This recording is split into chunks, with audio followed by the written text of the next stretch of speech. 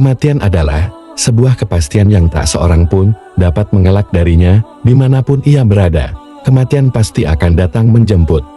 Ketika seseorang telah meninggal, harta, anak-anak, dan keluarganya tidak akan bermanfaat baginya. Satu-satunya hal yang bermanfaat untuknya hanyalah amalannya. Maka dari itu, Rasulullah Shallallahu Alaihi Wasallam selalu mengajarkan agar setiap muslim dalam kehidupan dunia ini menganggap dirinya layaknya orang asing atau orang yang sedang singgah. Dari Abu Hurairah radhiyallahu anhu, Rasulullah Shallallahu Alaihi Wasallam menyatakan dalam sabdanya, jika seseorang meninggal, seluruh amalannya akan terputus kecuali 3. Sedekah yang terus mengalir pahalanya, ilmu yang bermanfaat, dan anak saleh yang mendoakannya. HR Muslim. Karena kemurahan dan karunia dari Allah Subhanahu wa Ta'ala, seseorang yang sudah mati masih bisa menikmati manfaat dari sebagian amalan yang dahulu pernah diamalkannya ketika di dunia. Dia juga bisa mendapatkan manfaat dari sebagian amalan orang-orang yang masih hidup. Inilah beberapa perkara yang akan terus bermanfaat bagi orang yang telah meninggal. 1. Puasa.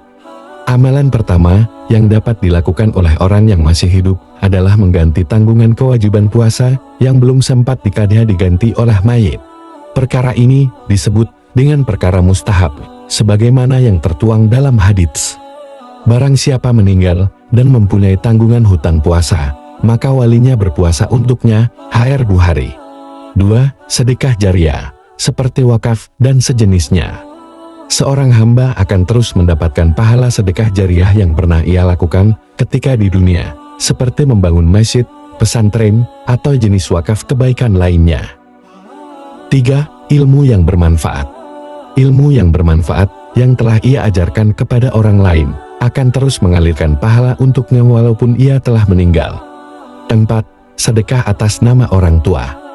Para ulama menjelaskan bahwa semua amalan kebaikan yang dikerjakan oleh seorang anak akan memberikan manfaat untuk kedua orang tuanya. Orang tua akan mendapatkan pahala sebesar pahala yang diperoleh anaknya, sebab anak adalah hasil usaha kedua orang tua. 5. Doa dan memohon ampunan istighfar. Amalan doa dan istighfar orang yang hidup untuk orang yang sudah meninggal akan bermanfaat baginya. Dalam sebuah hadits yang diriwayatkan dari sahabat Abu Sa'id Al-Khudri, Rasulullah bersabda, pada hari kiamat seseorang diikuti kebaikan sebesar gunung. Lalu ia bertanya, dari mana aku memperoleh semua ini? Dikatakan kepadanya, dari istighfar anakmu untukmu. HR At-Tabarani. 6.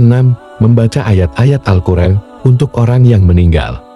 Rasulullah Shallallahu Alaihi Wasallam bersabda, barang siapa memasuki areal perkuburan lalu membaca Al-Fatihah, surat Al-Ikhlas, surat At-Takatsur, kemudian ia berkata, ya Allah, aku telah jadikan pahala bacaan Al-Quran tadi untuk para ahli kubur dari orang-orang mukmin, laki-laki dan perempuan, maka mereka akan memberi syafaat untuknya kepada Allah.